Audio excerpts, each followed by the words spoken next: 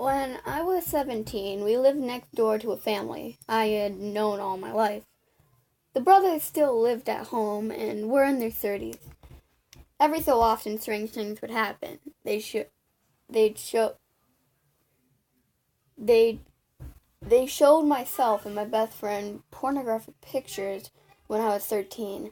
I noticed one of them creeping around in his driveway late at night.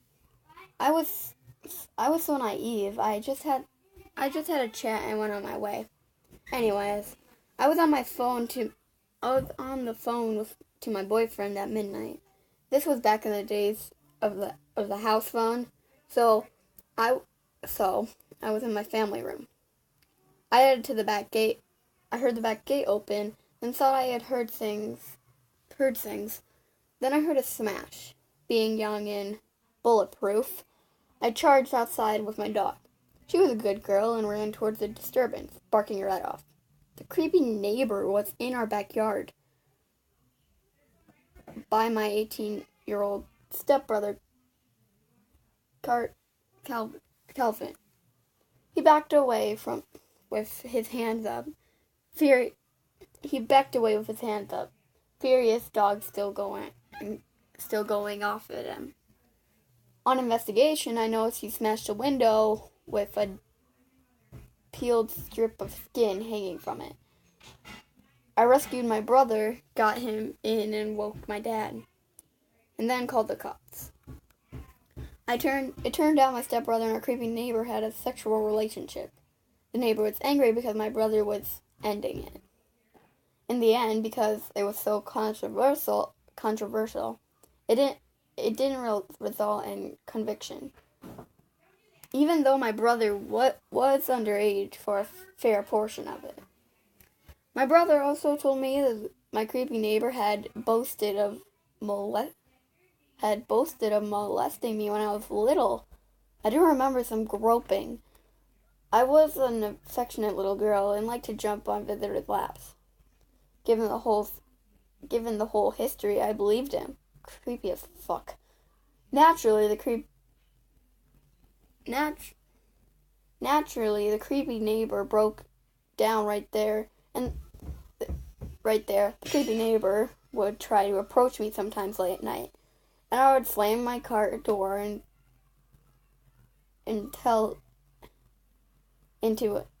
I'd slam my car door into him when he approached the car. This happened 27 years ago, and he's dead. Thanks goodness. Anyway, creepy perverted neighbor, let's not meet. Some few months ago, a friend of mine in the Navy was given orders to be stationed in Virginia. He had attempted for a while to find a renter for her home. She had attempted for a while to find a renter for her home, but was unsuccessful. Still hopeful, she offered to let me stay in the place for free if I helped find a renter and get maintain of the house. Additionally, she had to leave one of her cats behind since she had no room to take it. It seemed a bit neglective, if you ask me, but it wasn't my decision, and I love cats. Originally, I was pretty excited to live in a house for free. I live in the barracks, and it can be cramped being in a small room with another person, so I accepted. When I got to the place, however, I was very disappointed. The house was large, but holy hell was it trashed. Junk laid across willy-nilly, dust covered everything. Fleas were everywhere, and it definitely smelled like cats lived there. This was pretty surprising to me since my friend seemed like she was a pretty clean person. Sadly mistaken. Still, I stayed a bit hopeful. It would be simple to get some friends together to clean it and make the place comfortable. I helped her finish packing and sat around and chatted for a bit. That's when she told me about her ex. He was Army, like me, but in a different unit than mine. Originally, He he was charming according to her, but had become unstable for what for her for whatever reason. When she called it off, she told him that he had 2 weeks to leave. He became insufferably annoying and childish, hiding her boots, terrorizing her cats, leaving the place a mess, more than it already was, and parking his car behind her so she couldn't leave without her pinching a fit. He eventually did leave, and that was the end of it. Apparently, after she left, I pretty much stayed away from the place until the scheduled day for me and my buddies to clean up, dropping by every day so I could clean the cat box and feed the cat. One night, however, after dinner, with a friend of mine, she offered to tag along with me to feed the cat. She was one of those people that I agreed to help clean, so I figured it'd be good for her to see the place and to plan out what we need to be done. When we got to the house, when we got to the house and stepped out, I remembered hearing a loud rustling coming from the surrounding trees. I figured it was a small animal, and I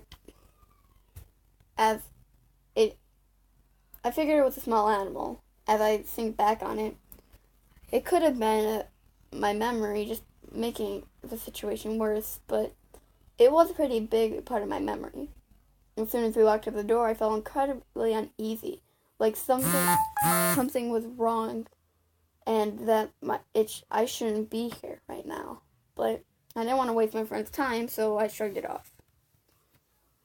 I was a bit confused when I went to unlock the door as well. The bolt lock had been fidgety and sometimes wouldn't unlock properly, so I often had to unlock it multiple times. That is, turn the lock, try to open the door, and so on until it actually unlocked. This time, however, the door opened with the first turn. At the time, I mostly figured it out of just as luck, but in the back of my mind, I pondered whether or not I began to lock it to begin with. Either way, after entering, I was about to head upstairs to feed the cat. But when I attempted to flick on the lights in the entranceway, only one of the 2 lit up. The other one didn't, so I assumed it must have blown. But when I stepped closer to see, it seemed to be a small puddle of water catching me off guard. Upon closer inspection, I discovered the light fixture was completely filled with water, and some link from whatever it was dripping from wherever it was dripping water onto the floor. Accidentally, I heard a light rumbling that at the time. I assumed that it was the AC, and I knew the AC was right above the entrance on the top floor. So I thought maybe it was faulty or had broken and was leaking. I never owned my own place, so I don't know the ins and outs of this type of stuff. So this made perfect sense at the time. Great, I thought, more issues to address. Still, I was there for a purpose, so I told my friend to check out the place to get an idea of what supplies may be needed to clean while I went upstairs to feed the cat. However, before I was even halfway up the stairs, my friend called me back down. She was standing in the kitchen and the back door that led to the porch, and glass was shattered. Glass from the shattered door window littered the floor. She asked if it had been like this when I had left the place, but I could have sworn it wasn't like that when I left.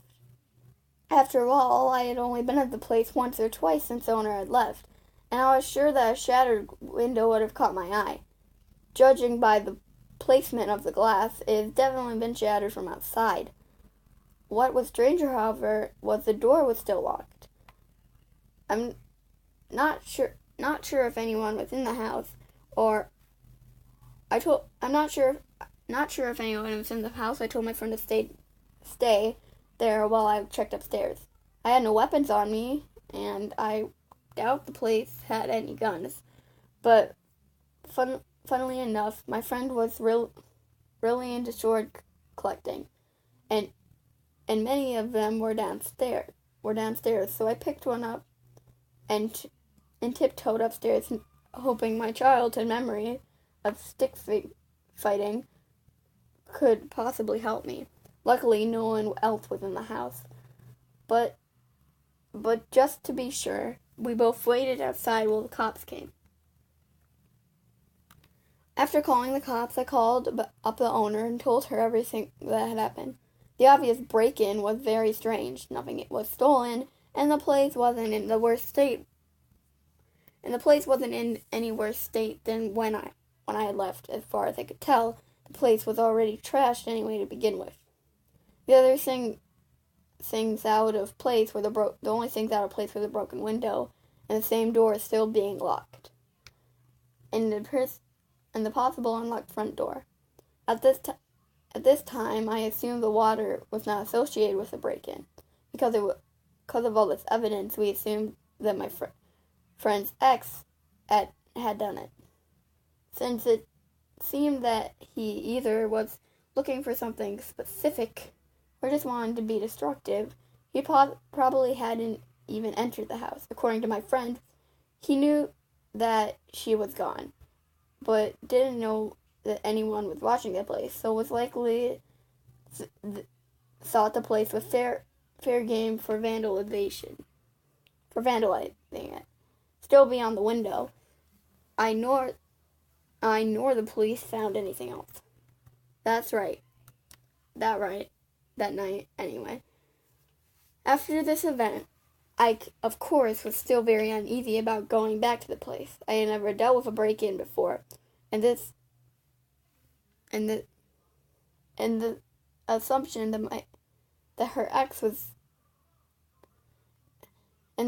that her ex was just being a dick and lightly vandalizing the place definitely made me not want to stay there for too long, for the fear that I might be around when next he decided to come back. Still, that damned cat, no offense to it, was still there, and I couldn't just let it starve. So while the police were tracking down the proposed suspect, and the insurance company were getting information, and I still had to go to the place to feed the cat. I couldn't keep it with me because the barrings don't allow pets, and I had no friends willing to take it in. I won't lie, I waited a couple of days to go back to the house. I had to work up the courage. I didn't even live there, and the prospect creeped me out. So as you can only imagine how I'd feel had I been at my place. Still, the cat needed to be fed, so off I went. When I walked in, the first thing that hit me was the smell. Mildew and mold. Obviously, the barracks were loaded with it, but this was strong enough to overpower even the cat smell. The water leak had become even worse, and the hardwood floor of the entry had become a wrap, and the ceiling was dropping. Something definitely wasn't right. It hit me that the leak was much more serious than I had first assumed. This definitely was not an AC issue. The roaming could still be heard too. Curious now, and not as panicky as my last venture in the house, I made my way upstairs, sword in hand. At the first top of the stairs, there was a short hallway that led to the master bedroom. Along the way, there was a storage closet. When I passed the closet, my foot made an audible squeak. squeak. There was water here too, which made sense as it was pretty much directly above the entranceway, and both the AC and water heater were in the back of the closet. When I entered the master bedroom, however, there was no water, but the roaming sound was louder, and it sounded more distinct and familiar now. Running water, like what you hear from a bathtub. Sure enough, I discovered the door to the back of the bedroom that I had noticed before. It led to a half bath and half toilet and a sink. In the other room was another door. And in that room was another door. Sure enough, the noise was definitely a running faucet. The carpet in front of the door was soaked beyond belief, and the door was locked. Judging by the placement of the door, the room beyond would have shared a wall with the strange closet. And the tub would literally be right above the house's entranceway, explaining the weird water-filled light fixtures, the dripping ceiling and the leak. At first, I figured I might as well bust down the door, since it was obvious that the tub had long since overflown, and the water damage would already be a nightmare to fix. Broken door would be the least of the owner's worries. I stopped myself, though. I didn't know what I'd find behind the door, and I didn't want to go in blindly, so I decided to call the police again and get an officer to help instead. He was able to unscrew the knob and get the door. Nothing was beyond the door, but sure enough, the tub had been running and had overflown. We turned it off, and the officer added more things to the report, and that had already been open about the previous incident. Putting this together, I think it's pretty safe to assume what happened. The vandal, almost certain the owner's ex, had broken into the night before. That night, probably just before my friend and I arrived. That could have been the rustling I heard, or just my mind tricking me. He broke into the place from the back door by smashing the window. He had likely left through the front door, which is why it was unlocked. Now I was 100% sure this next part was during the original break-in, or if he came in. Now I'm not 100% sure of the next part was during the original break-in, or if he came back later to do it. But I think that in the house, he went upstairs, plugged the tub, turned on the water, and rigged the door. The vandal obviously wasn't there to steal anything. Instead, he just wanted the house because he knew the owner would be away, and the water damage is a nightmare to deal with. I'm pretty sure that he did all this in the same night. And that's neither the police nor I discovered the water until a couple days later, which would explain the leak, and I discovered the night of the break-in. Whether the case, whoever did the vandalization piece of garbage did it as a victimless piece of garbage, if you ask me. I'm not sure if they ever caught him or anything, or really about anything that ever happened. I gave the keys to the insurance people, that they were trusted by the owner, and decided never to go back to the place. Last I heard, she found some new tenants for the place, and it had been fixed up pretty well, with no further issues. So this happened last December. My girlfriend was walking home from work one day. Her work is right across the street. And on the way home, she dropped her ring in the snow somewhere. She didn't realize till she got home and turned back to look for it. She retraced her steps through the snow, looking for her ring, but never found it. A few days later, on her way back home from work, when she got to the door, the ring placed on top of the doorknob. She asked her co-workers if any of them possibly found it at work and put it there, but none of them did. Someone was watching her that day. They saw her looking for something in the snow. and they saw her walk back home. We live in an apartment, so they even saw what door was ours, and they can only see that if they're very close. Not the scariest thing in the world, but creeps me the hell out.